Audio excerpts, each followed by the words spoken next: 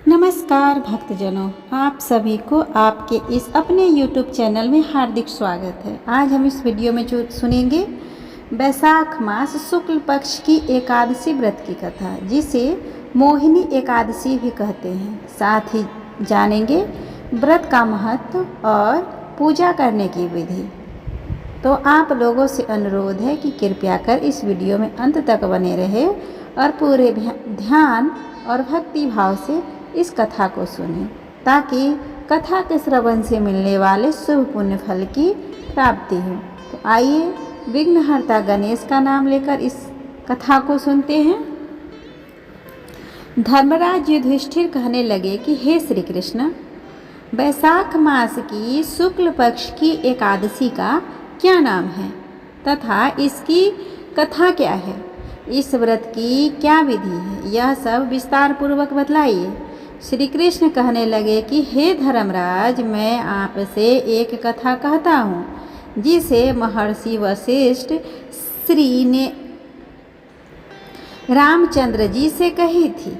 एक समय श्री राम बोले कि हे गुरुदेव, कोई ऐसा व्रत बतलाइए जिससे समस्त पाप और दुख का नाश हो जाए। मैंने सीता जी के वियोग में बहुत दुख भोगे हैं। महर्षि वशिष्ठ का बोले, हे राम, आपने बहुत सुंदर प्रश्न किया है। आपकी बुद्धि अत्यंत शुद्ध तथा पवित्र है। यद्यपि आपका नाम स्मरण करने से मनुष्य पवित्र और शुद्ध हो जाता है, तो भी लोकहित में यह प्रश्न अच्छा है। बैसाख मास में जो एकादशी आती है उसका नाम मोहिनी एकादशी है। इसका व्रत करने से मनुष्य सब पापों तथा दुखों से छूटकर मोहजाल से मुक्त हो जाता है। मैं इसकी कथा कहता हूँ, ध्यान पूर्वक सुनो। सरस्वती नदी के तट पर भद्रावती नाम की एक नगरी में धूतिमान नामक चंद्रवंशी राजा राज करता था। वहाँ धन धान्य से संपन्न व पुण्यवान धनपाल नामक वैश्य भी रहता था। वह अत्यंत धर्मालु और विष्णु भक्त था। उसने नगर में अनेक भोजनालय, प्याऊ, कुएं, सरोवर, धर्मशाला आदि बनवाए थे। सड़कों पर आम, जामुन, नीम आदि के अनेक वृक्ष भी लगवाए थे। उसके 5 पुत्र थे, सुमना, सुबुद्धि, मेधावी, सुकृति और धृष्टबुद्धि। इनमें से 5वां पुत्र धृष्टबुद्धि महापापी था। वह पितर आदि को नहीं मानता था। वह वेश्या दुराचारी मनुष्यों की संगति में रहकर जुआ खेलता और पर स्त्री के साथ भोग विलास करता तथा मद्य मांस का सेवन करता था। इसी प्रकार अनेक कुकर्मों में वह पिता के धन को नष्ट करता था। इन्हीं कारणों से त्रस्त होकर पिता ने उसे घर से निकाल दिया। घर से बाहर निकलने के बाद वह अपने गहने कपड़े बेचकर अपना निर्वाह करने लगा। जब सब कुछ नष्ट हो गया, वे वेश्या की दुराचारी साथियों ने उसका साथ छोड़ दिया। अब वह भूख प्यास से अति दुखी रहने लगा। कोई सहारा न देख चोरी करना सीख गया। एक बार वह पकड़ा गया तो वैश्य का पुत्र जानकर चेतावनी देकर छोड़ दिया गया, मगर दूसरी बार फिर पकड़ में आ गया।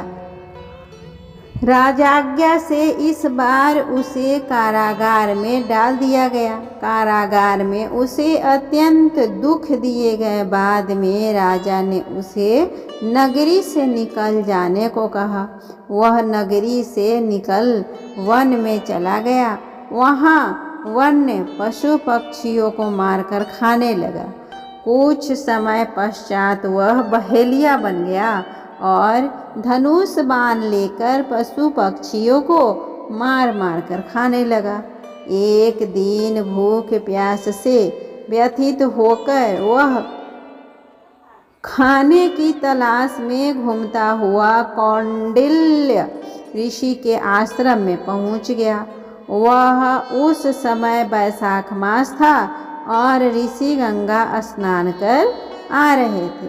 उनके भीगे वस्त्रों के छींटे उस पर पड़ने से उसे कुछ सद्बुद्धि प्राप्त हुई। वह कौंडिल्य मुनि से हाथ जोड़कर कहने लगा कि हे मुनि, मैंने जीवन में बहुत पाप किए हैं और आप इन पापों से छूटने का कोई साधारण और बिना धन का उपाय बतलाइए।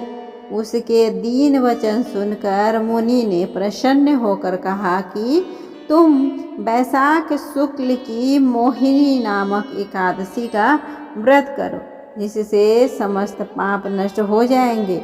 मुनि के ये वचन सुनकर वह अत्यंत प्रसन्न हुआ और उसके द्वारा बताई गई विधि से अनुसार व्रत किया। हे राम, इस व्रत के प्रभाव से उसके सब पाप नष्ट हो गए और अंत में वह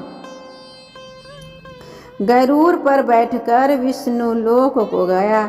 इस व्रत से मोह आदि सब नष्ट हो जाते हैं। संसार में इस व्रत से श्रेष्ठ कोई व्रत नहीं है।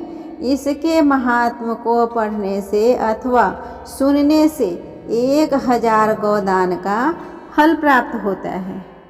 इसी तरह हमने सुना वैशाख मास मोहिनी व्रत की कथा। उम्मीद करती हूँ आप सभी को ये व्रत कथा पसंद आया होगा। अगर अच्छा लगे तो इसी तरह का वीडियो पाने के लिए प्लीज़ मेरे चैनल को लाइक और शेयर कर ले, साथ ही मेरे चैनल को भी सब्सक्राइब कर ले और बेल आइकन को दबाना ना भूलें, ताकि जब भी मैं इस तरह का वीडियो अपलोड करूं उसका नोटिफिकेशन सबसे पहले आपको मिले। तब तक के लिए ओम नमो भगवते वासुदेवाय नमः।